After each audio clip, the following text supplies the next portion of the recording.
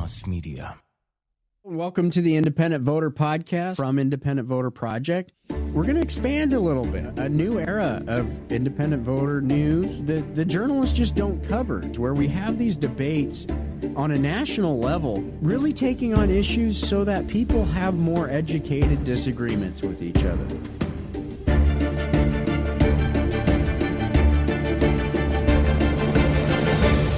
Just explain how the process really works. All right, everybody, welcome back to this episode of the Independent Voter Podcast, joined as usual with Kara McCormick. We have a special guest later today, but Kara's kind of leading the show today. She's got a few updates for us. We're going to talk about a big survey we're doing, and then we got a candidate coming on at the end. So what do you got, Kara? So, hi, Chad. It's nice to see you.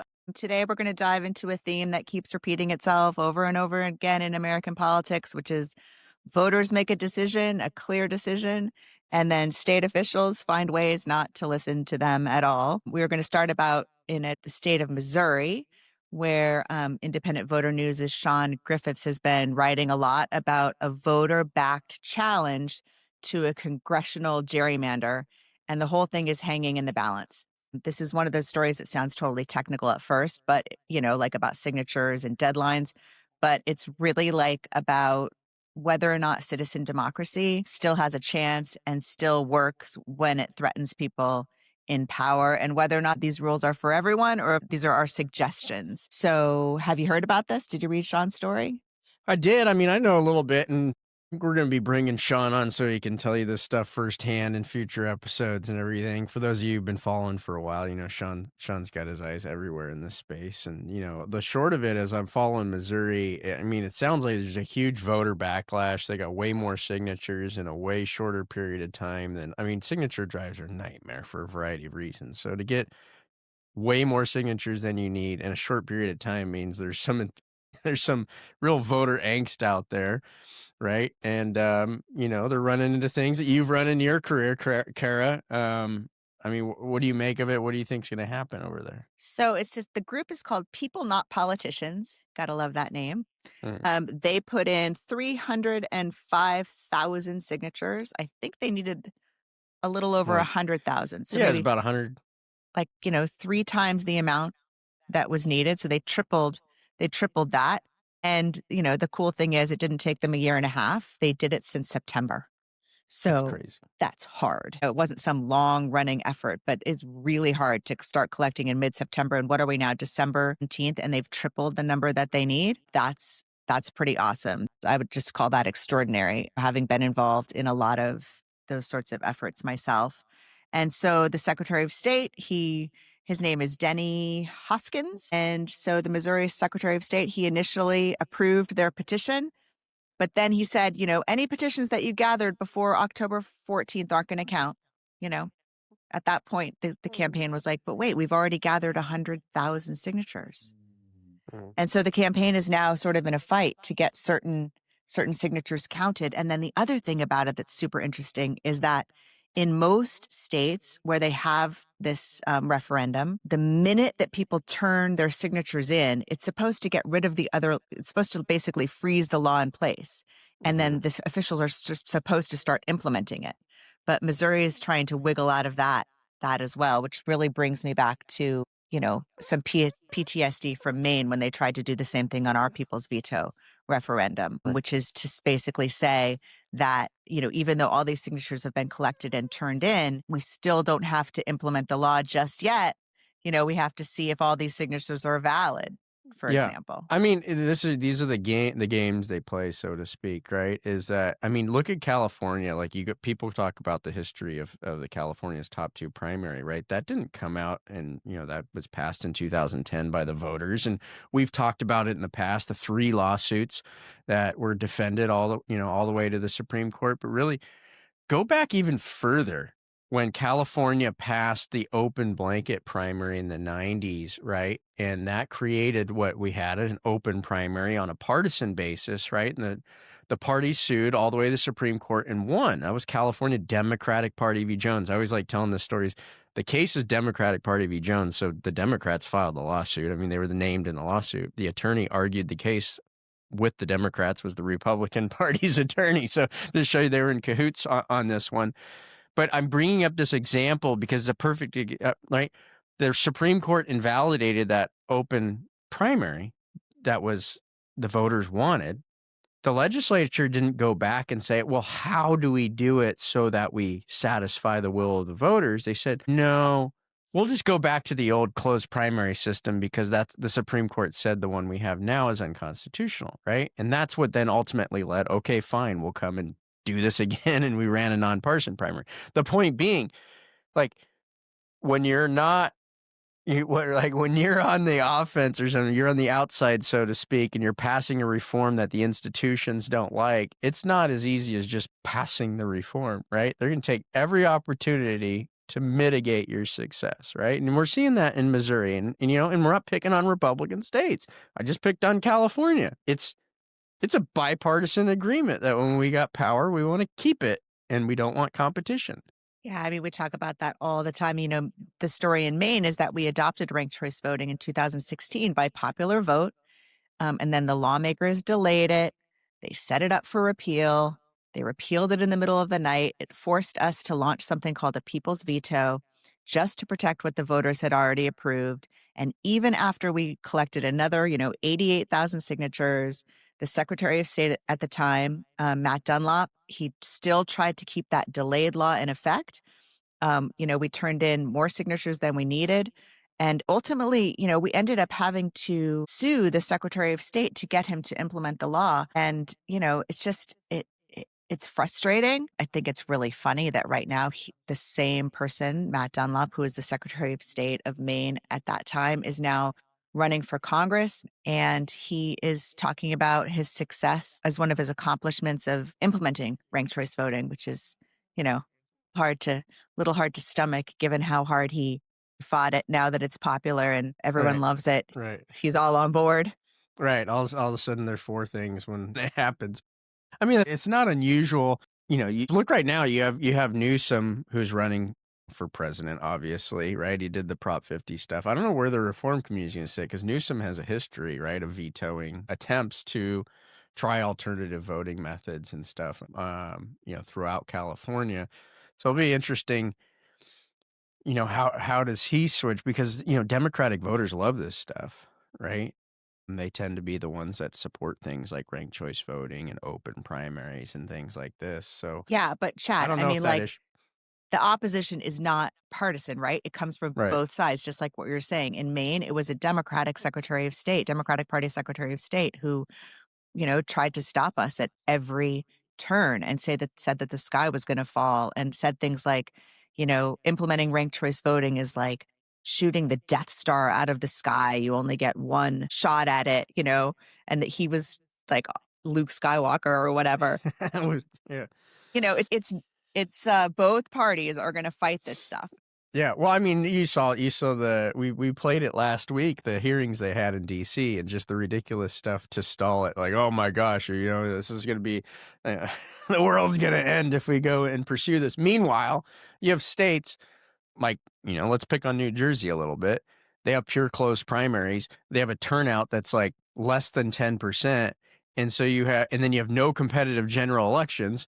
So people are like literally getting elected by appealing to 1% of the population, but that's not a problem, right? So No. it's kind of like absurd. It's like, okay, we have this process where 1% of the electorate can determine the outcome, and that's no problem. But you want to implement this thing that ensures more majoritarian outcomes. Oh no, we wouldn't want to do that.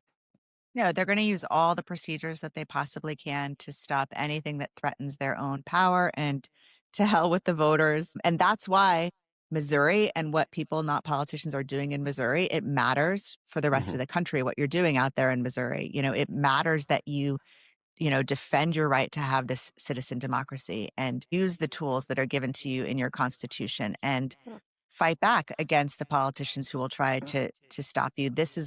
Missouri is important. Maine's important. I love actually seeing that the same tactics that the partisans used in Maine, they're trying to use in Missouri because, the more that we fight back, the more that their playbook kind of falls apart. And so, you know, We've good we job, Missouri. Keep Yeah, we've going. talked we've talked about this before. It's still shallow, but the institutional knowledge growing in the, kind of independent reform space. I mean, you've been very transparent that you kind of work more in the Democratic side of politics, but you're, like I always say, you're small I independent, right? You're independent minded, and you don't just go, oh, my party is violating voters' rights, so therefore it's okay, right?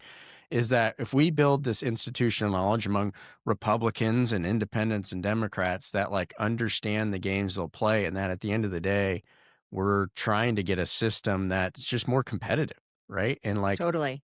where we can celebrate the winners of the other party because they appealed to more people instead of they played the game better, this uncompetitive game better that we've set up, right? And you actually have respect for that.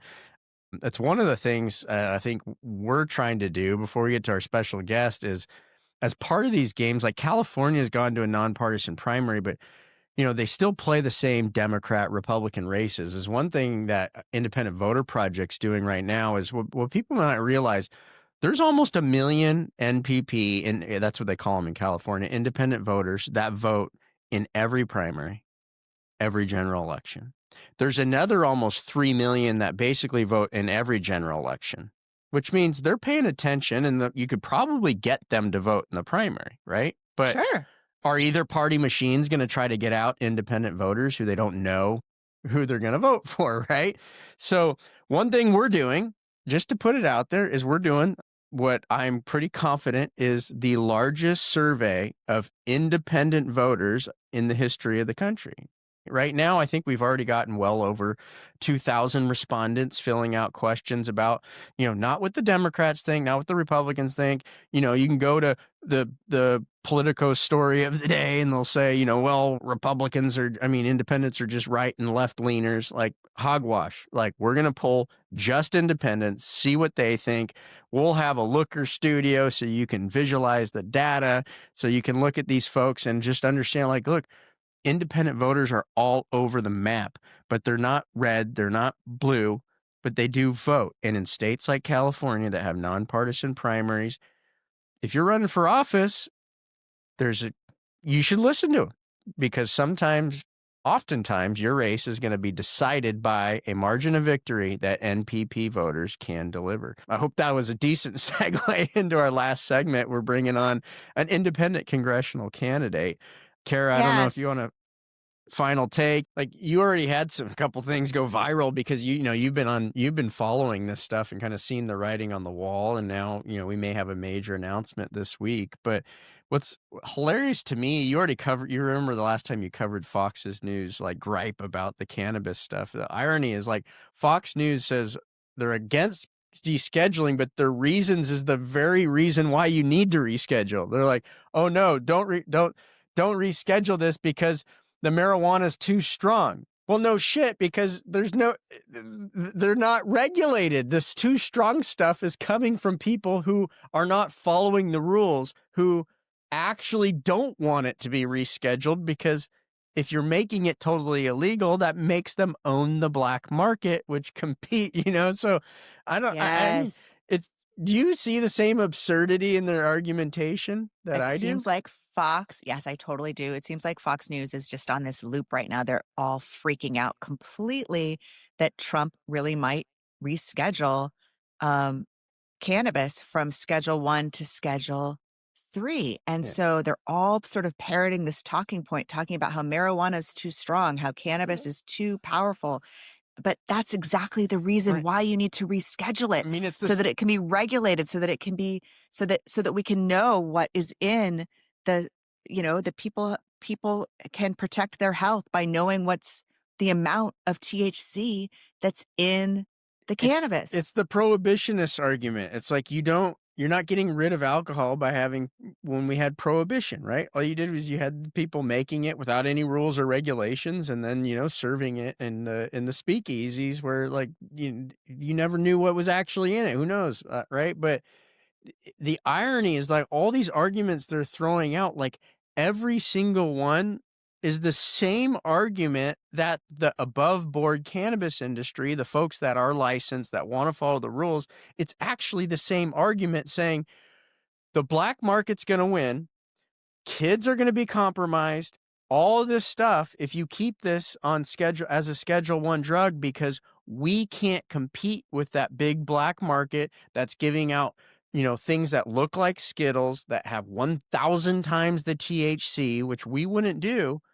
Those Is people are going to landing win. kids in the hospital. That's right. There's ambulances going to these, to the classrooms to pick up kids because they're buying weed at gas stations. Yeah.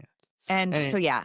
Yeah, I mean, that's all I just wanted to bring up because it's just the irony to me. Like, you could literally say, here's the same two arguments, and then they're coming up with different conclusions. And now the Fox people have hair on fire when, ironically, Trump's doing the things he's doing because of the concerns that they have about it. It's just one of those issues. Yeah. Yeah, it's going to be fascinating to see what happens this week, to see if Trump actually does follow through on the campaign promise to reschedule cannabis from Schedule 1 to Schedule 3.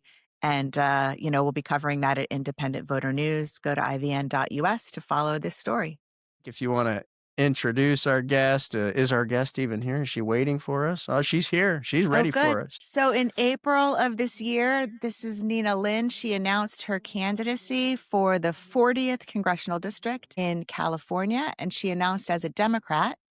But then when Governor Newsom started working on Prop 50, Nina Linh did not embrace that initiative, and she started to distance herself from the Democratic Party. And with the passage of Prop 50, that CD became a lean Republican seat. And Nina Linh decided that she would run as an independent. She was brought to this country as a toddler by her mom. And they were fleeing the Vietnam War. And I think her siblings, too, they were helped by the Catholic Church. She grew up in Kansas. She created a wonderful foundation called Wonder Seed it's like a mental health foundation. And she's worked with both Democrats and Republicans throughout her career.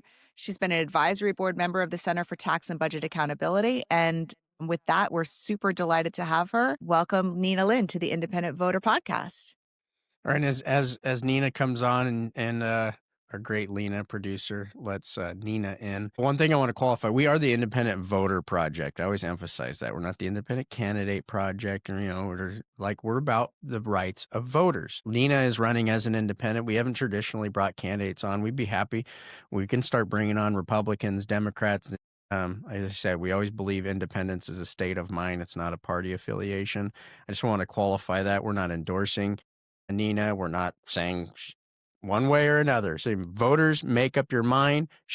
Her campaign reached out to us, thought, let's hear her story. She has an interesting story. Let's hear it, and you make up your own mind. So let's bring on Nina. Thanks for joining us, Nina. We gave you a little bit of an introduction. As I said, we're the Independent Voter Project, not the Independent Candidate Project, but you are running as an independent candidate. Give us your story. How'd you end up here? Well, long story, Chad, but I will try to summarize it. So a little bit of my background, right? So entrepreneur, a nonprofit founder. I founded Wonder Seed Foundation because there was trauma that happened with my boy. And when I was told that there wasn't an answer and there wasn't a solution, as a lioness mother, I could not take that answer. So I founded Wonder Seed, and we have been 8 years strong and growing and scaling, and now a national foundation. And so, which is why mental health is one of my pillars. And we drafted federal legislation for adequacy funding for education and reform. And I advocated this bill with our friends on the Hill for about almost 3 years. And it was an eye-opening experience for me.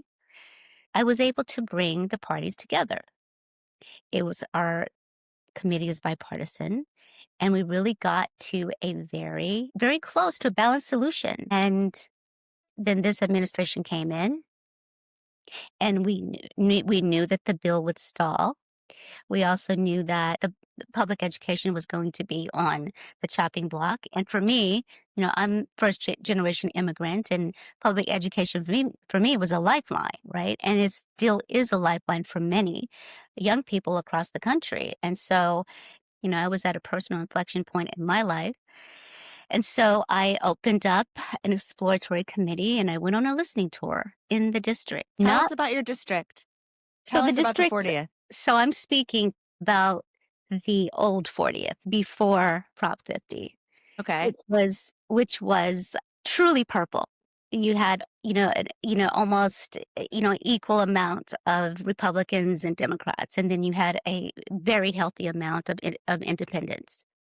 I ran as a Democrat. That's how I started. And it was really Prop 50 and I struggled a lot. I struggled a lot with the party partisanship. I struggled a lot with the demonization of others. I struggled a lot with just the political rhetoric, the negativity. And, I've always ran on unity, and I have historically been an independent.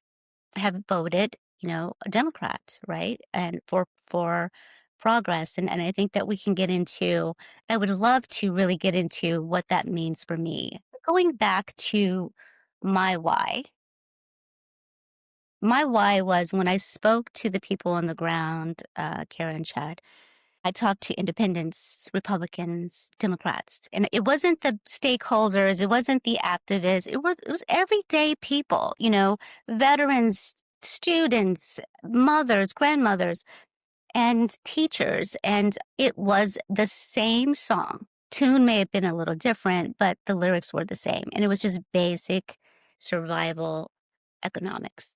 You mean the affordability crisis that's happening? The rent's too Absolutely. high, the groceries are too expensive, Absolutely. the healthcare is Yes. out of control. This is what you're seeing when you're going door to door. It's what I'm hearing, whether it's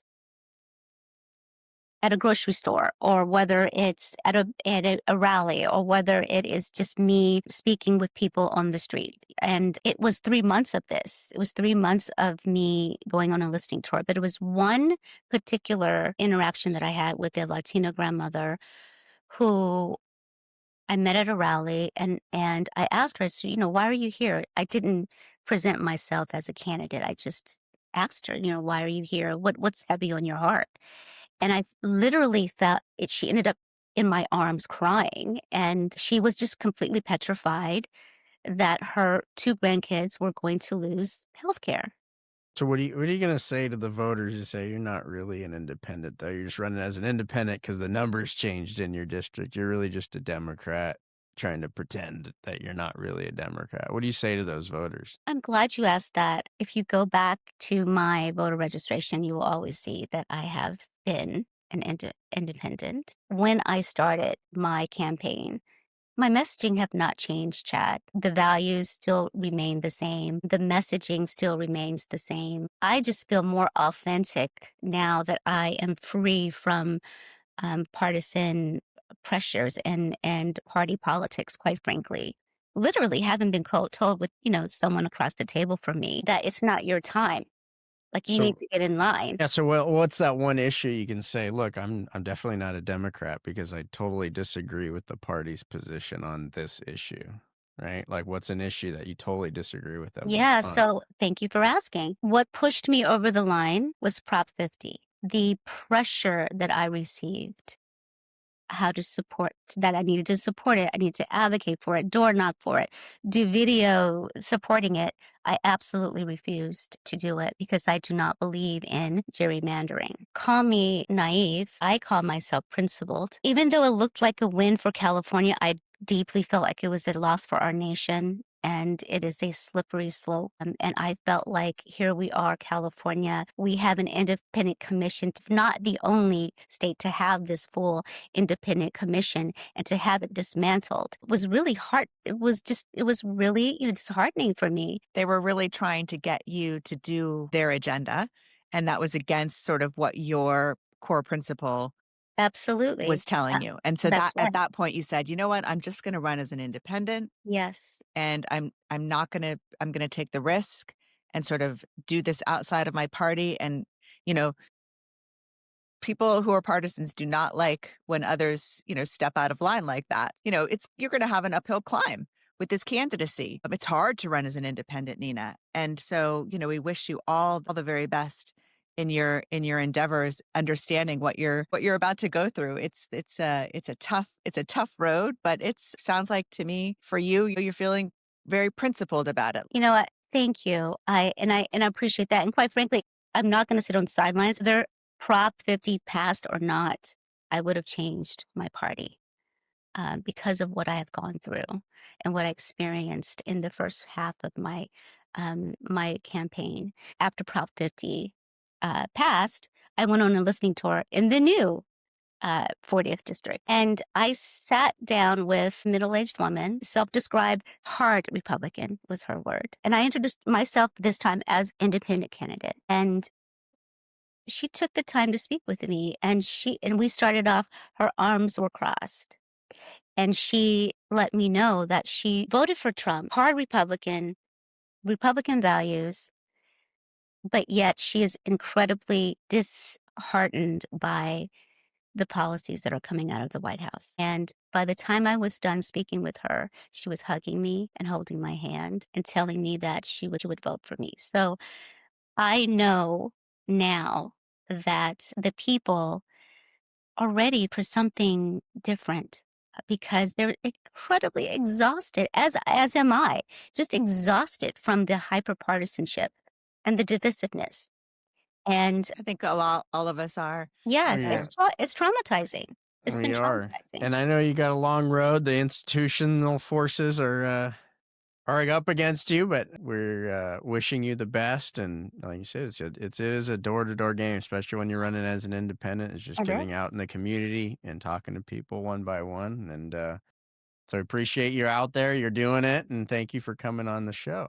Thank you so much, Nina. It's lovely to meet you, and we wish you all the best in your endeavors. And, may the best candidate and the best ideas win, no matter where they come from, no matter what they are. That, I really love what you're saying about the reception that you're getting from people. You'd be surprised at how many people are independent and willing to be independent from the two parties, and willing and wanting to be part of a system where it is about the best idea winning and not necessarily just ideas that come from one side or the other. So good luck out there. Thank you so much. Thank you so much. And thank you for having me. It's been such a pleasure to be and refreshing to be amongst like-minded. Yeah, stay in touch with us. Tell us how it's going from the campaign trail for Absolutely. sure. Absolutely. Thank Take you, care, Nina. Thank Nina. you. So that was really nice to hear from Nina Linh, candidate for Congress in the 70th CD. Lovely to see somebody who's willing to sort of go outside the two major parties and in this new sort of gerrymandered district in California. And speaking of gerrymandering, Chad, I don't know if you saw it, but this week on Meet the Press, Senator Rand Paul of Kentucky said that he thinks that some of this gerrymandering and this maneuvering could actually lead to more political violence in our nation. Did you see that? I did. It's interesting because, he's been at odds with his president from his own party. We kind of hit Rand Paul a little bit on his trying to make sure that the hemp industry could stay afloat in Kentucky by selling unregulated THC products. So I give him a little jab there. But my point being, he's at odds with the president.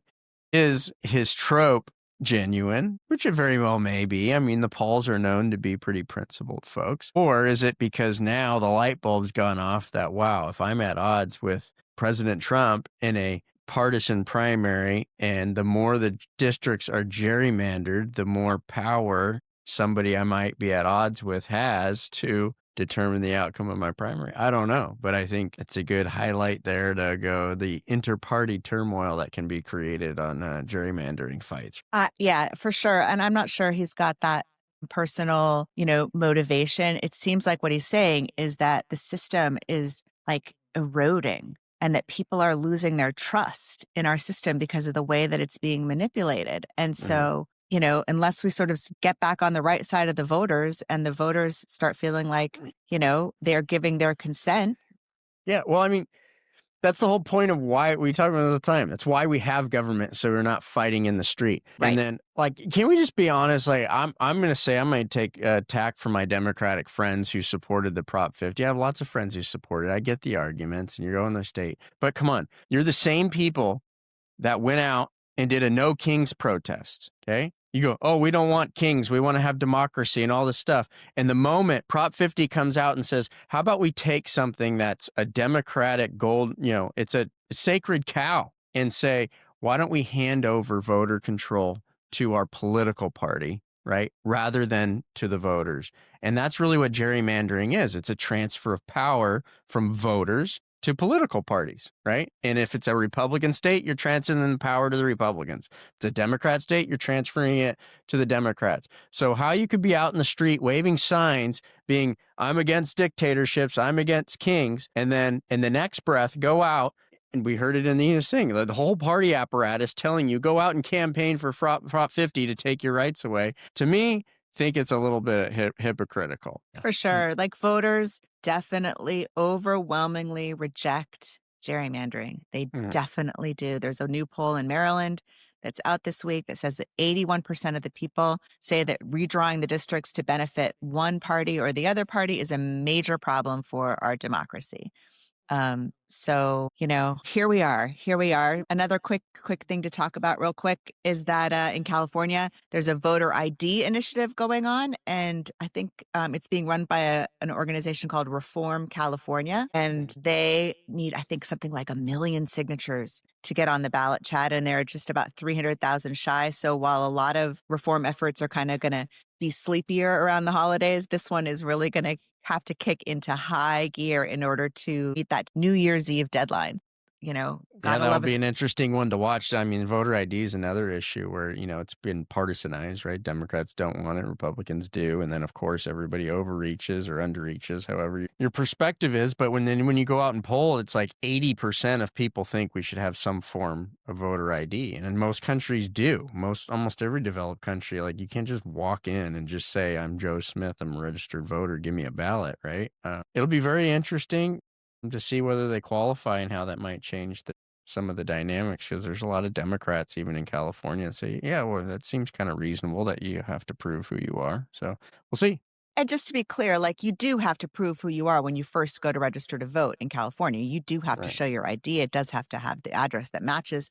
This is taking it a step further, I believe, where you have to show your ID again at the point that you go and vote, instead of just saying, I'm Kara and this is my address, and then them sort of just trusting you at the ballot box. They want to have another presentation of ID, and I can definitely see why people don't love that, and why some people do. I mean, and it's a complex issue, and especially when you have universal mail-in ballot voting and stuff too, right? I mean, you got people, but you think about, like, all the, I'm not saying there is or there isn't, but the opportunity to game the system is out there. Look at how many, I bet you if you walked around a college campus where a lot of people registered to vote for the first time, and then a lot of them probably don't change their address when they go and they move into another apartment, you're going to be able to find a pile of ballots, right, that are just delivered automatically to addresses that were arrested there. And I'm not saying that somebody's out there going and collecting, but people say, oh, there's a lot of people and say, okay, well, this race lost by this or this. They're going to point to all these things and say, well, why aren't we at least addressing to have safeguards in place so people aren't abusing the system? I mean, you have to show your ID at a lot of junctures in this country. Every time you get on an airplane, anytime, you have to show your ID. So, it's not necessarily unreasonable, but there's definitely going to be a fight in California, and we'll see if they get their signatures. That is an incredibly high threshold to have to get more than 1 million signatures to get something on the ballot. Like, wow. Yeah, a lot of people in California, and ballot initiatives are tough, and that's why you got to have a lot of money to get something on the ballot, unless you can get it through the legislature. So we'll see. Speaking of that, in Oklahoma, there's reformers who are pushing something called State Question 836. It's to create a nonpartisan open primary system in the state of Oklahoma. About 1 in 5 Oklahoma voters are independents, and they are locked out of the most meaningful elections.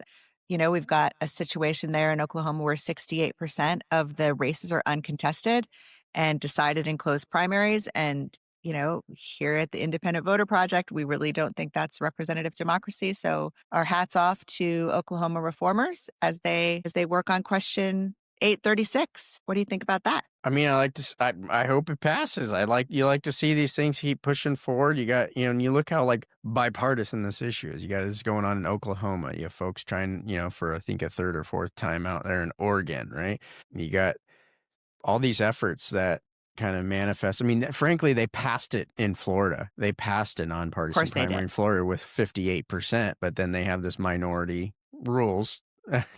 Sort of got to get to 60. People. Right. You got to get to 60 in Florida. And it's just very I wonder how interesting they probably had to get 1 million signatures in Florida to get that thing on the ballot as well. It's got to be really tough. Yeah, I'd have to go back and look. But I mean, I just think that's absurd. 58% of people said, no, we want nonpartisan primaries, and they still don't have it. Little good news coming out of New Jersey, too, which is, I just think New Jersey's one of my favorite places. And New Jersey Democrats this week used ranked choice voting to choose their nominee. This is the Morris County Democrats that used RCV in their endorsement process to fill Mickey Sherrill's seat. So I think it's the 11th congressional district, and Mickey Sherrill, of course, has just been elected governor, and so she's leaving her seat vacant. And so they're having all kinds of endorsement meetings at the different Democratic parties. And so they decided in Morris County to use ranked choice voting. And let's see who won out on top. I guess there was 12 candidates. There was 9 rounds. And the former 2-term Congressman Tom Malinowski ended up on top. He won the first round with 41% of the vote, so he didn't get to 50. So then it went to the second round, and he ended up at the end with about 53%. And also, it's nice to see the parties internally starting to use ranked choice voting and to realize that it's. I mean, that's how Glenn Youngkin got the Republican nomination. He ran for governor, right? Both parties use it. I mean, the irony there, though, in New Jersey, it's like, okay, you have closed primaries. You have half of your electorate's independents. It's like, okay, does democracy only matter after somebody joins your party, or does democracy for the entire electorate? At the end of the day, that's our, that's kind of our motto is democracy functions best when the most people participate, which would not be defined on party affiliation. Lena's asking us to wrap it up here. We had a lot of roundup. We had a special guest, Nina, here. Kara, we talked about our big survey that we're in the middle of collecting data right now, thousands of California independent voters, and we'll be looking forward to giving a follow-up on that. Well, we're taking next week off, right, Kara? Because we're going the holiday definitely time. Take next week off from the fight. Today, we covered Missouri, we talked about Maine, we talked about California, New Jersey, Oklahoma, all around the country. Voters keep pushing for reforms, no matter how hard it is. Institutions are going to try to push back. But, here we are. Happy holidays to you, Chad. I hope that you have a wonderful Christmas with your family. And a great New Year's. Same what are you guys going to do? We're staying home finally this year. We're just going to stay home close to the house.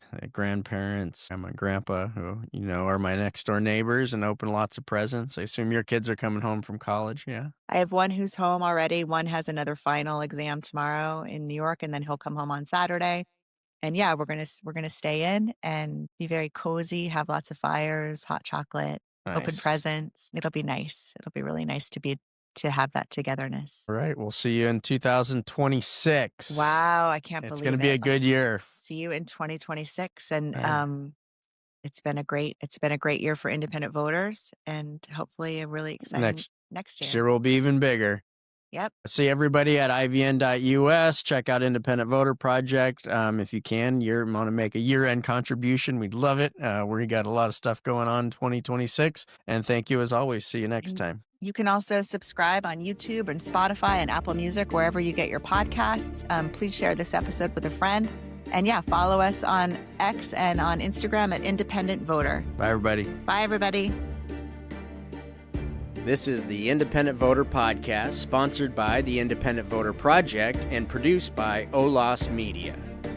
Remember, you can always find the Independent Voter Podcast or the How It Really Works series at ivn.us. Follow and subscribe at olasmedia.com.